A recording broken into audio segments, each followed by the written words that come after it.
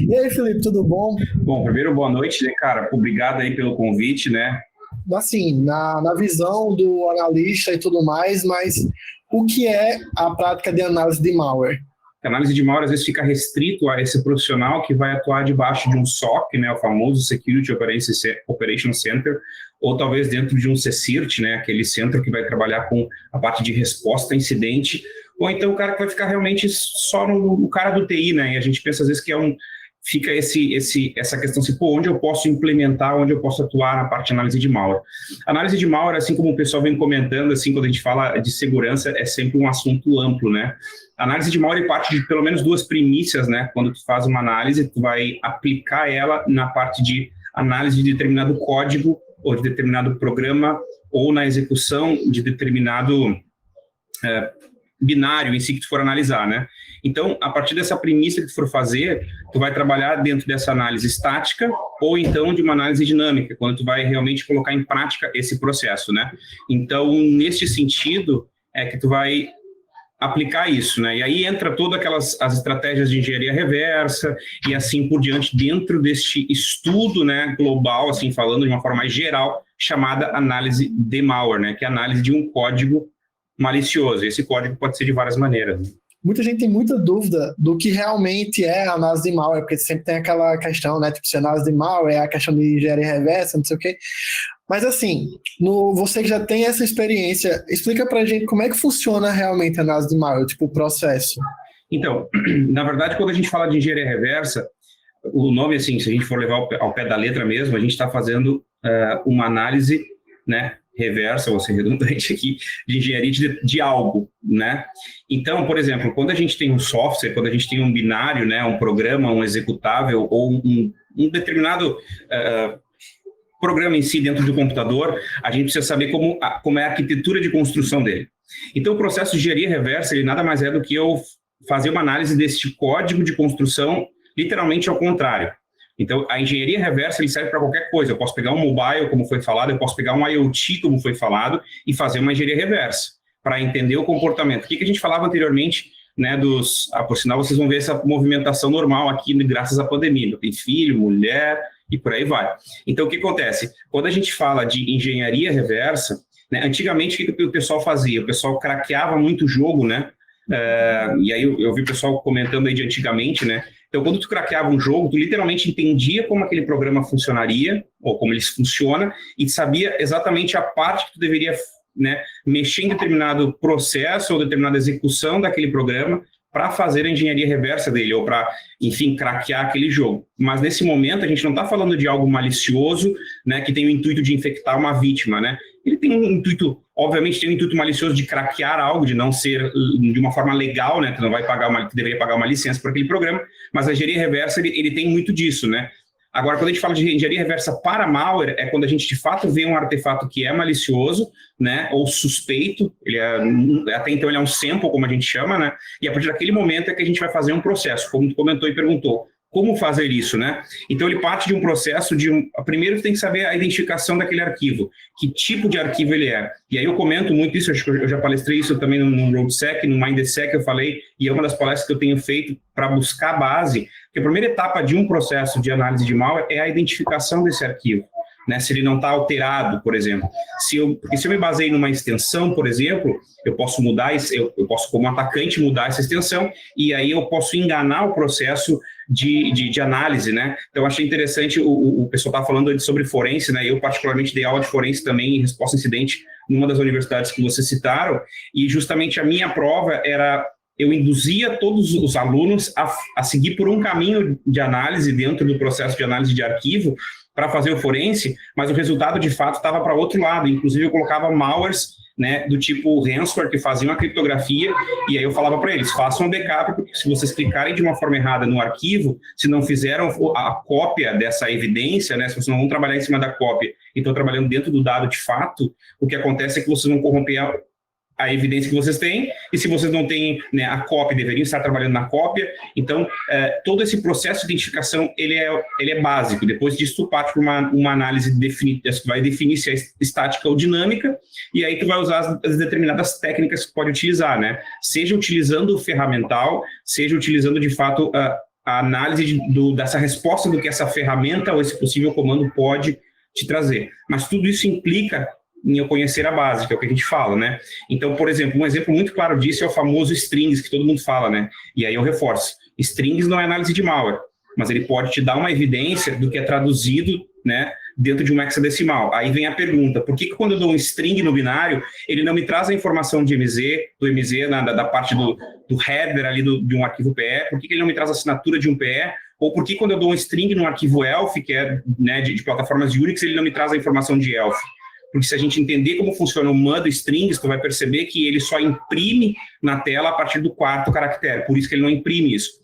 Então, tu tem que entender a ferramenta que tu está executando, né? Entender aquele processo, ele é eu não vou usar esse termo, mas é como se tu realmente entendesse, fizesse uma engenharia reversa da ferramenta que tu está usando, e aí tu vai ter uma visão melhor de como bem utilizá-la. E assim se funciona a criação das ferramentas, basicamente, né? É interessante pegar essa base, uma boa coisa que você falou é que você foi professor, mas a gente sabe muito que a questão de quem vem muito para a segurança tem que ser autodidata. Uma coisa que eu pergunto aqui para você, é uma curiosidade, acho que não só minha, o que te fez estudar a análise de malware, o que te fez ir para essa área? Isso é um outro ponto. Eu, na minha carreira, eu trabalhei em algumas empresas privadas, né, como a Dell Computadores, trabalhei depois na Trend Micro, depois eu fui para a Polônia, trabalhei numa empresa de desenvolvimento de software e voltei para o Brasil para trabalhar na ZUP, num projeto para trabalhar com área de pesquisa. Então, eu saí da área de vendas e vim para a área técnica, certo? Para a área de infraestrutura. E comecei a entender como aquela infraestrutura começava. E aí, quando entrei para a área de segurança, né, eu vi muito o trabalho que o Mercedes, né, o Fernando Mercedes, que é bem conhecido da comunidade, aí, fazia, né, dentro do trabalho dele. Eu pensei, um dia talvez eu quero ter essa possibilidade de chegar lá. Então, comecei a conversar com ele para entender como funcionava esse processo de análise de malware. Né? E aí, o que acontece? A minha atuação enquanto trabalhava na Trend, só para vocês entenderem por que eu fui um pouco para essa área, é porque quando eu tinha que apresentar determinado produto de segurança para a defesa, aí vem uma coisa que eu comentei muito no Mindsec, por exemplo, né, que é um evento mais corp, assim, mas para a galera mais nova é interessante entender isso. Quando a gente vai apresentar um produto de segurança, né, para testá-lo, né, ou quando vai fazer uma POC, um teste no próprio no teu ambiente virtualizado, imagina só, tu vai num cliente, numa empresa, para apresentar um produto de segurança, para apresentar, sei lá, qualquer software, um antivírus, por exemplo. Tu tem que cruzar os dedos para que durante a POC aquele cliente sofra um baita ataque para tu provar a ferramenta que ela é válida. É meio contraditório, né? Meio louco isso, assim, né? Tomara que o cara se ferre agora para mostrar que a minha ferramenta é boa. E aí, se não é boa, te ferra também, né? Mas aí, tipo assim, então, dentro dessa linha, eu comecei a criar laboratórios, né? Para mostrar como funcionavam os ataques e para mostrar como funcionava a defesa. A partir disso, é que se criou esse desenho de análise de malware. E aí, óbvio, tu vai evoluindo no conceito de criação, de como as coisas vão montando. Então, o meu viés de mudar para análise de malware veio muito nesse sentido, de construir um ambiente de ataque, né? E acho que até alguém perguntou ali no YouTube, pro meu ladinho aqui, meu olho já perguntou a questão de engenharia reversa, eu vou aproveitar e responder ele, né? Se a engenharia reversa ajuda para pentest. Pentest é uma coisa, né, que é um processo de exploração de vários tipos de técnica, pode usar white box, black box, gray box, a exploração de uma aplicação e assim por diante. A engenharia reversa, ela é utilizada muitas vezes num processo de exploração de binário. Quando tu tem um red team, né, dentro da tua empresa, o verdadeiro red team que a gente tenta trazer aí, né, para a comunidade de fato, é quando tem vários perfis de pentester, entre aspas, de pessoas com skills que, traduzindo, são ferramentas, né, ou capacidades que eles têm de utilizarem um determinado pentest, digamos assim. Então, tu tem uma pessoa que tem um conhecimento muito bom em análise de malware, de criação, desenvolvimento de exploit, por exemplo, de binário, criação de 6C, né, de backdoor, assim por diante. Então, esse cara que é muito bom em construção de binários, talvez esse cara seja um cara bom no Red Team para cuidar dessa parte, entende? A gente tem o cara que cuida de API, o cara que cuida de mobile, o cara que cuida de web, o cara que cuida de hardware, de hacking, né, de hardware hacking, como alguém comentou do Júlio, né? O pessoal tem que ter alguém muito bom em engenharia social, então é assim por diante. Um Red Team ele tem essas várias capabilities, essas várias capacidades dentro de um único time. Então, a engenharia reversa como um todo, lembrem, a engenharia reversa é eu fazer uma análise reversa de um código. Quando eu falo de malware, aí esse código ele se torna malicioso. Esse é o ponto. É interessante você comentar isso, porque acho que é a terceira edição e todas as edições a gente bate nesse ponto, de que o perfil de pentest é diferente de um perfil de red team. Então, é sempre bom a galera vendo profissionais como você, que já tem um bom tempo na área, e outros profissionais falando isso, para a galera não achar que tipo, você tem que agarrar o planeta com a mão, e sim, tipo, se especificar numa área e ficar bom naquela determinada habilidade. Já mantendo o assunto que você já falou, uma pergunta também que muita gente faz, e eu acho que isso não é para a área de análise de malware é bem importante, porque é uma área que é muito ampla, mas tipo, você não vê muita gente falando disso. Porque meio que fica nisso, tem muito conteúdo, mas muita gente não vai para essa área. E quem está nessa área é tipo muito, muito bom. Mas como você aplica esse conhecimento? De que forma uma pessoa que está estudando pode tipo assim, aplicar os conhecimentos do que ele está aprendendo sobre análise de malware? Então, a análise de malware, como eu comentei, ele vai de vários... tem várias etapas, né? Inclusive, tem um curso que eu ministro na HackerSec, como vocês citaram, né? Um curso de análise de malware, Fundamentos, que eu criei, que ele fala de base. A ideia dele, parte do curso fala de base, de ameaças, como funciona o processo todo de ataque em si, como funciona uma ameaça, como funcionam os vírus, como funciona uma APT e assim por diante, como ela se movimenta, a diferença de uma APT, ransomware, ele é um vírus, não é um vírus, qual a diferença de um vírus para um ransomware, né? Que isso é bem fácil explicar, por exemplo, aqui. O vírus nada mais é do que parte de um código que eu enxerto, né, que eu coloco dentro de um determinado arquivo. Por isso que uma das primeiras funções do AV é fazer a limpeza desse código malicioso dentro de um arquivo. Agora, o ransomware, por sua vez, ele é uma aplicação criptográfica. Ele faz uma criptografia utilizando chave, né, como alguém comentou nesse sentido, e então, depois disso, ele precisa, de fato, da mesma chave para fazer a descriptografia, né, o decrypt desse material. Então, esse é o grande detalhe. Quando a gente fala de aplicação, né, da parte de análise de malware, a gente pode pensar que tem um universo pequeno, como eu comentei lá no início, né, ou a gente pode expandir o nosso horizonte, que é o que eu estou trazendo como missão.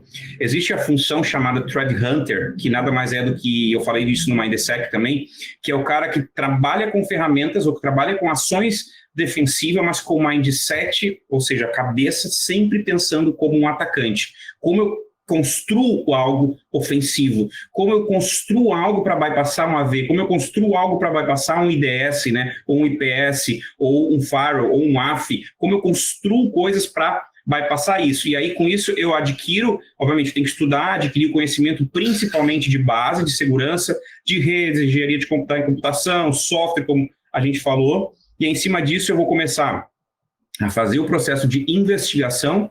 E aí eu vou gerar o que a gente chama de hipóteses, né? Dentro do que a gente chama de TTPs, né? Que é táticas, na verdade é Tools, Tactics and Procedures, que são táticas, ferramentas, né? Ou ferramentas, táticas e o procedimento que eu vou fazer.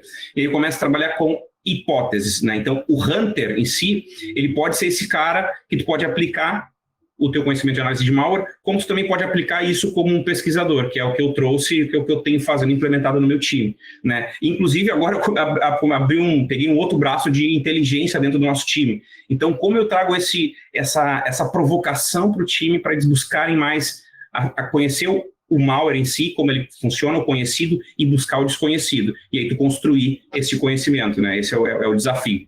Nisso tudo, você já, explicando, vai aplicar os conhecimentos. Aí eu faço outra pergunta aqui que com certeza a galera que está no chat já está pensando nisso, que qual é a base? A gente sempre fala disso, qual é a base para iniciar os estudos em análise de malware? E já faz um adendozinho aqui para a gente pegar logo o gancho. É importante ter conhecimento em engenharia reversa ou não? Eu posso iniciar na parte de análise de malware sem ter o conhecimento em engenharia reversa? O Marx ele falou muito sobre isso, que antigamente não se tinha materiais, né? E hoje a facilidade de busca do material faz o quê? Faz com que o pessoal, não só o mais jovem, mas aquele talvez mais velho que quer uma facilidade, ele utilize a ferramenta. E eu não sou contra a ferramenta, pelo contrário, eu acho que a gente tem hoje dentro do software livre, por exemplo, muita ferramenta que auxilia o processo. Porém, se eu me tornar um executor de ferramentas, eu não conheço a base, aí vem a tua pergunta. A base, aí eu preciso aprofundar ela de fato e entender justamente esse detalhe, né? Por quê? Porque, por exemplo, assim, quando a gente fala de análise de malware, a gente tem que perceber que esse malware chegou por um determinado caminho dentro da minha rede, né? Então, ele chegou por e-mail, por exemplo, que é 90% dos vetores vêm por e-mail. Se ele chegou por e-mail, ele passou por um lugar na minha rede. Então, eu devo ter conhecimento de base de rede. Então, por exemplo, a pergunta que eu sempre faço para os meus alunos, graduação, pós-graduação, em palestra, e que eu vou fazer agora de novo, quem já sabe pode responder, quem não souber também não precisa responder. TCP, ele é um protocolo ou é um modelo, né, de arquitetura, um modelo de referência? E aí o pessoal fica na dúvida se ele é um protocolo, qual dos dois que é? Ou ele é os dois, entende?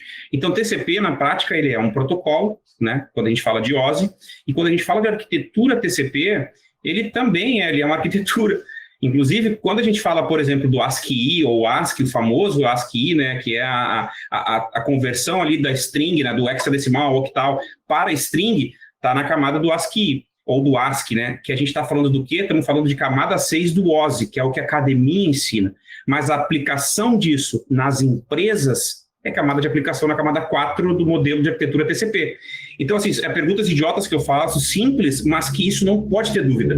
Isso tem que estar claro, entende? Porque daí sim eu vou conseguir pegar um Wireshark e entender por onde aquele malware está trafegando, poder entender um Wireshark, entendeu? É a mesma coisa que eu comentei do próprio exemplo do strings, né? Ou, por exemplo, quando eu uso o comando file para dar um arquivo para identificar, né, o meu arquivo, se ele é um binário, se ele é um binário executável do tipo UPS, se ele é um ELF, se ele é um DOC, se ele é um PDF, eu tenho que entender o que é o Magic Number, por que se cria o Magic Number, como é a database desse Magic Number, ou que database que o file usa para identificar o Magic Number. Eu posso manipular o Magic Number e induzir o file para o analista pensar que é outra coisa? Posso fazer isso, né? Então, quando a gente faz uma análise já mais profunda no processo de engenharia reversa, aí vem da maturidade deste analista no tempo de profissão. Ninguém entra para trabalhar com análise de malware direto como sênior, como qualquer área. Este é o grande detalhe, tu entende? Tu tem que começar por uma base, tu tem que começar, né, passo a passo. Então, por isso que eu digo, o fundamento é muito importante. Porque daí eu vou usar um determinado programa, por exemplo, que tu vai ter ali todas as informações da engenharia reversa, tu vai ter ali as informações em assembly, e tu vai pensar assim, putz, eu não consigo entender o assembly, né? Não consigo converter esse tipo de linguagem, né, da conversão do software para o hardware em si, né? Como eu faço isso nesse sentido, né? Como eu vou conversar? Talvez quando tu utiliza determinados softwares, tu vai conseguir entender só a string que tem ali dentro de determinado programa. Então, de novo, esse é o que eu comento. A engenharia reversa, ela é parte de uma estratégia de análise, obviamente, mais avançada dentro da análise de malware, né? Mas é difícil de começar. Para tu ter base de assembly, né, de engenharia reversa, tu tem que entender muito bem de programação, de C, como um binário é criado. Então, toda essa base de desenvolvimento é extremamente importante. A gente está numa época que o mercado de segurança é enorme e falta profissional. Na sua visão, Felipe, atualmente, você enxerga que a área de analistas de malware, no caso, tem muitas vagas, tipo, o mercado tem precisado. Como é que está o mercado para a parte de análise de malware? Como é que para você como profissional, como é que você enxerga se as empresas estão precisando? Então, na verdade, quando a gente fala de análise de malware, de novo, o mercado tradicional, que vamos dizer assim, ele trabalha muito com essa visão do analista debaixo de um SOC, ou de um suporte, que seja, né? Então, eu percebo que tem esse movimento natural do mercado. E é o que tu comentou lá no início da nossa conversa, nosso bate-papo. Pô, os analistas de malware que a gente encontra, o cara é muito bom e trabalha numa grande empresa, ganha um salário absurdo. Por que não ter mais disso, né? Na verdade, existe hoje um foco dentro do mercado de segurança, e aí, conversando com algumas pessoas, a gente consegue perceber e notar isso, que existe um foco muito direcionado para a área de ofensiva, né? De pentest. Todo mundo querendo fazer ou tentar construir o Red Team. E não é problema, pelo contrário, eu sou fascinado por esse tipo de trabalho também. Eu trabalhei com isso, né? Então, e ainda faço isso dentro das atividades. Mas aí existe uma procura do mercado hoje por essa posição chamada threat hunting, né? Inclusive o mercado brasileiro, e não só brasileiro, mas o mundial ainda está tentando se adaptar, porque essa questão que eu estou falando do desafio, né? Que é meio loucura da minha parte, né? Eu estou fazendo isso não só aqui, quando eu vou falar, eu falei na Argentina, num evento lá na Eco Party, por exemplo, eu trouxe essa visão dos caras. Quando eu falei nos Estados Unidos, na verdade eu vou falar semana que vem num evento lá em Washington, a mesma coisa. Vou falar sobre Hunter e sobre essa visão de botar o analista de malware como topo da torre para ser o pesquisador de segurança, entendeu? Então, é aquilo, porque o cara que analisa malware, ele vai analisar, ele pode trabalhar com o processo de, para ele ser um bom analista de malware, ele tem que entender muito bem de como funciona a execução de um binário, ele tem que saber muito de Windows internos, ele tem que saber muito de arquitetura de Linux. Eu sabendo disso, eu entendendo como funciona uma engine, né, que é um motor de detecção de um determinado AV, ou de um FAR, ou de um AF, eu sabendo que ele vai ativar determinada trigger, digamos assim, eu sei que eu posso fazer tal coisa. Por exemplo, né, vamos imaginar, a gente sabe, ou talvez não saiba, mas a gente, dentro de uma das DLLs do Windows, existe uma específica que é para execução de criptografia. A própria DLL do Windows faz isso, né, porque é uma chamada que ela faz, que determinado programa usa ela para chamar. Eu sabendo disso, eu posso usar ela a meu favor. Entendeu? Então, é tudo isso que dá para fazer, como, por exemplo, o famoso malware fileless, né? Porque a maioria das engines dos AVs, eles inspecionam partes do bloco do disco, determinada função do disco. Se eu escrevo ele em memória, eu não bati no disco ainda, lá embaixo. Então, é assim que funciona o processo. Por isso que eu entendo que quando tu tem uma base de análise de malware e tem essa visão ofensiva, que daí te traz aquele pouco de conhecimento do pentest como um todo, da parte ofensiva, como se constrói isso, tu consegue botar esse profissional lá como um bom hunter voltado especificamente à pesquisa. Então é isso aí, pessoal. O Felipe, a galera, tipo, aproveita essa conversa e veja, tipo, pega esse engancho que o Felipe vem falando. Inclusive, tipo, vi que você posta vários conteúdos no seu LinkedIn, Felipe, e, tipo, isso para a comunidade é muito interessante porque você não está aprendendo conhecimento e o conhecimento, tipo, está sendo solto e você está expondo isso para a comunidade. Então, acho que finalizei aqui as perguntas, eu gostaria de agradecer muito